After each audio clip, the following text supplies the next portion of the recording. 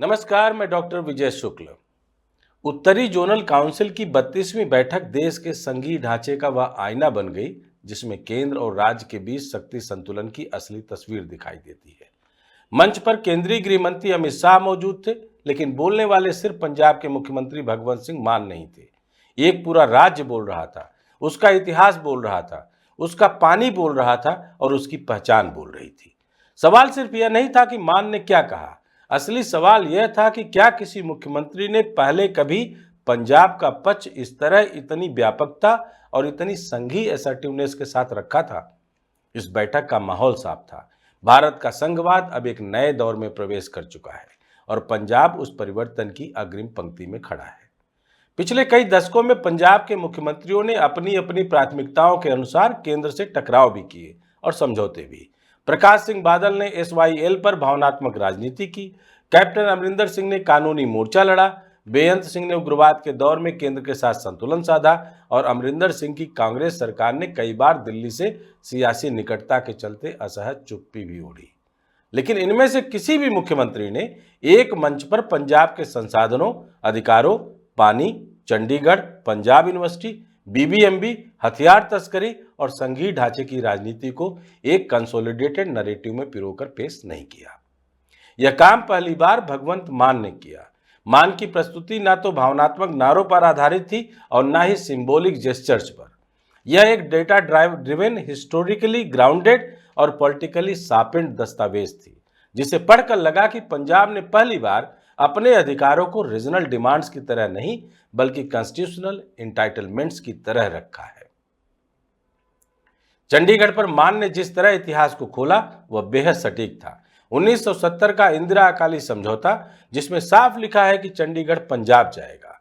1985 का राजीव लोंगोवाल समझौता, जिसमें इसे पुनः पुष्टि किया गया।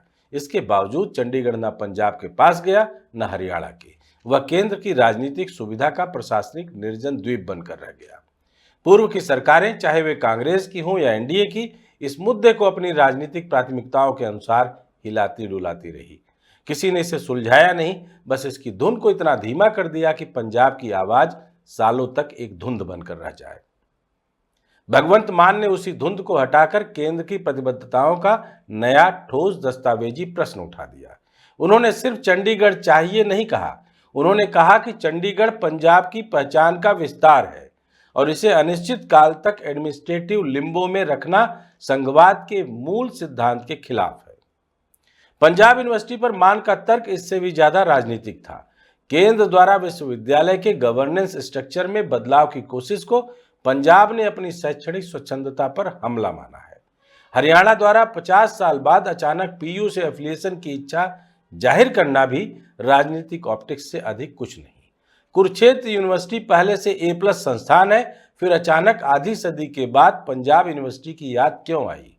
मान ने सवाल पूछा तो यह सिर्फ शिक्षा का सवाल नहीं रहा, यह रीजनल आइडेंटिटी और कल्चरल ज्यूरिडिक्शन का मुद्दा बन गया।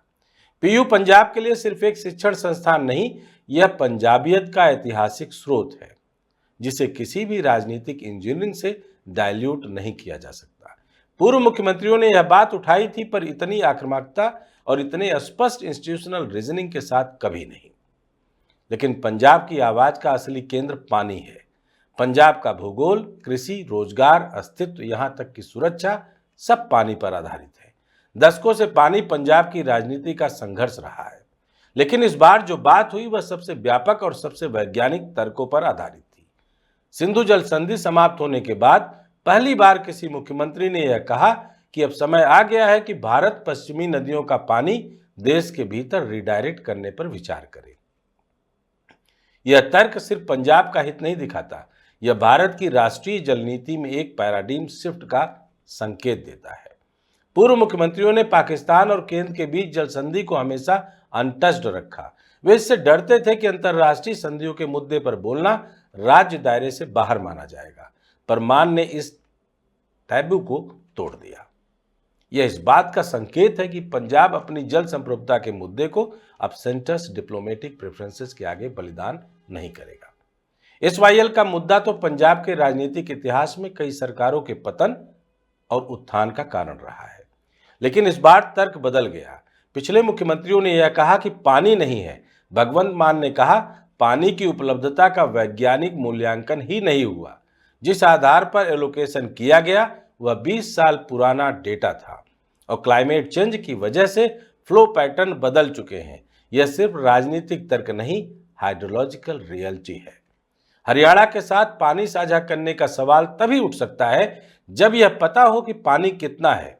यह तर्क पंजाब की स्थिति को विक्टिमहुड से उठाकर साइंटिफिक लेजिटिमेसी देता है।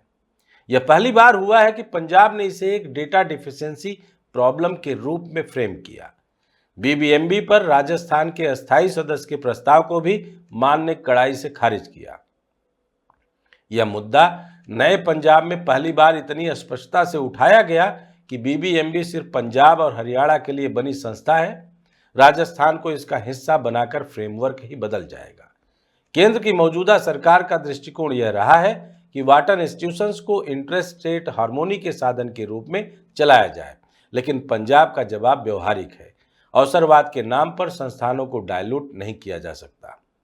पहले की सरकारें इस मुद्दे को ठंडे बस्ते में डाल देती थी, वे इसे तकनीकी विषय बताकर नजरअंदाज करती थी, लेकिन मान ने इसे संघीय संतुलन के केंद्र में रखा। फिर मुद्दा आया हरिके, रोपड़ और फिरोजपुर हेडवर्क्स के नियंत्रण का। यह प्रस्ताव व्यवहार में देखा जाए तो पंजाब के सबसे संवेदनशील बिंदुओं पर प्रहार जैसा था। पानी का प्रबंधन अपस्ट्रीम से होता है, फ्लड कंट्रोल उसी पर आधारित होता है और हेडवर्क्स का नियंत्रण खोने का मतलब है कि पंजाब अपनी सबसे मूलभूत क्षमता बाढ़ प्रबंधन किसी बाहरी संस्था के भरोसे छोड़ दे। यह भारत के किसी राज्य में नहीं होता। न यमुना पर हरियाणा ऐसा करती है, न गंगा पर यूपी, न नर्मदा पर मध्य प्रदेश। पंजाब ने पहली बार यह बात स्पष्ट की कि हम ऑपरेशनल सोवरेनिटी नहीं छोड़ेंगे। यह असर्शन पूर्व मुख्यमंत्रियों की कमी थी। वे इस पर आपत्ति तो जताते थे, पर इतनी स्पष्ट, ब्लंट, फेडरल असर्टिव भाषा में कभी नहीं बोले। यमुना के पानी की बात तो और भी दिलचस्प है। 1994 के समझौते में पंजाब को बिना वजह बाहर रखा गया और इसे लेकर हर पूर्व मुख्यमंत्री कभी भी लंबा राजनीतिक संघर्ष नहीं कर पाए। अमरिंदर सिंह की सरकारों में यह मुद्दा सिंबॉलिक रूप से उठता था, पर केंद्र की कांग्रेस सरकार से उनकी निकटता के कारण यह दब जाता था। लेकिन भगवंत मान ने इसे एक्सक्लूजन को चैलेंज किया और 1954 के अविभाजित पंजाब यूपी समझौते का स्पष्ट हवाला दिया, जिसमें यमुना के 2/3 हिस्से पर पंजाब का दावा लिखा हुआ है।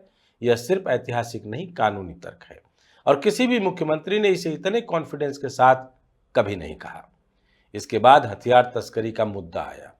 पंजाब दशकों से सीमा पार की तस्करी से जूझता रहा है, लेकिन पहली बार किसी मुख्यमंत्री ने यह कहा कि देश के भीतर से, विशेषकर मध्य प्रदेश जैसे राज्यों से आने वाले हथियार अब सीमा पार से ज्यादा खतरा पैदा कर रहे हैं।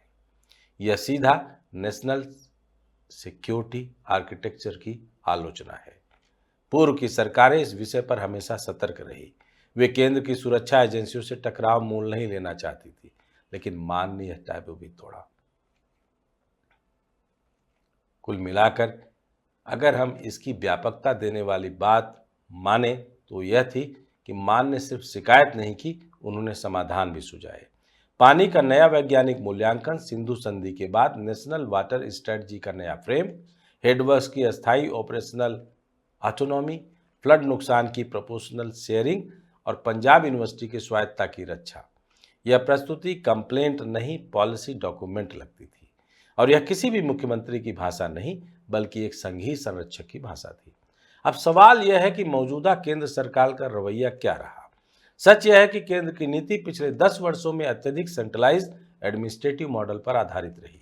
वाटर इंस्टीट्यूशंस हो, यूनिवर्सिटीज हो या टेरिटरी एडमिनिस्ट्रेशन, केंद्र ने इन्हें अपने कंट्रोल सेंट्रिक ढांचे में ढालने की कोशिश की है।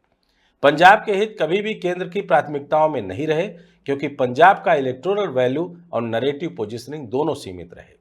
पूर्व की कांग्रेस सरकारें भी पंजाब के मुद्दों पर एम्बिग्विटी रखती थी, क्योंकि वे दिल्ली की सियासत और पंजाब की भावनाओं के बीच संतुलन साधने की कोशिश में कमजोर पड़ जाती थी। SYL, Chandigarh Yamuna, all were perpetually postponed subjects, लेकिन मौजूदा केंद्र सरकार के दौरान इन विषयों पर सेंट्रल असर्शन और भी बढ़ा है, जिसने पंजाब को पहली बार महसूस कराया है कि अगर हम नहीं बोलेंगे तो कोई हमारे लिए बोलने वाला नहीं है। इसलिए यह कहना गलत नहीं होगा कि भगवंत मान ने पंजाब के मुद्दों को पहली बार एक कलेक्टिव फ्रेमवर्क में रखा, जिसमें इतिहास, कानून, जल विज्ञान, प्रशासन और संघवाद ऑल वेयर इंटरलिंक्ड। पहली बार पंजाब के दावे इतने स्ट्रक्चर्ड और इतने असर्टिव लगे कि सवाल उठा, क्या भगवंत मान पंजाब की अब तक की सबसे मजबूत संघीय आवाज बन चुके हैं? उत्तर सरल है और वो है हाँ। इस प्रस्तुति ने उन्हें उस सूची में सबसे ऊपर खड़ा कर दिया। पंजाब की लड़ाई सिर्फ पानी की नहीं है, यह अपनी भूमि, अपनी पहचान, अपनी सांस्कृतिक स्वायत्तता और अपने जल संप्रभुता के अधिकार की लड़ाई है। और इस बार यह लड़ाई किसी भावनात्मक भाषण से नहीं, बल्कि ठोस तर्कों और डॉक्यूमेंटेड कमिटमेंट्स के आधार पर लड़ी जा रही है।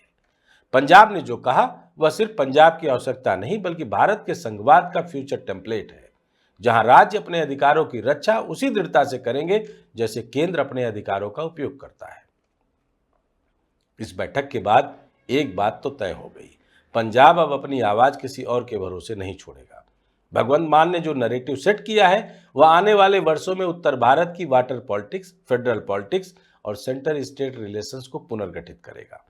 यह प्रस्तुति बता रही है कि जब कोई राज्य अपने अधिकारों का इतिहास, डेटा और कानून के साथ जोड़कर अपने हक की बात करता है तो उसकी आवाज सिर्फ सुनाई नहीं देती, बल्कि दर्ज हो जाती है।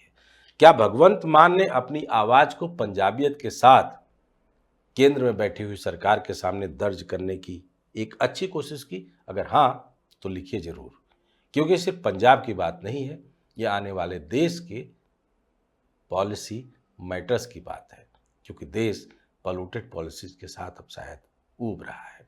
जय हिंद, जय भारत।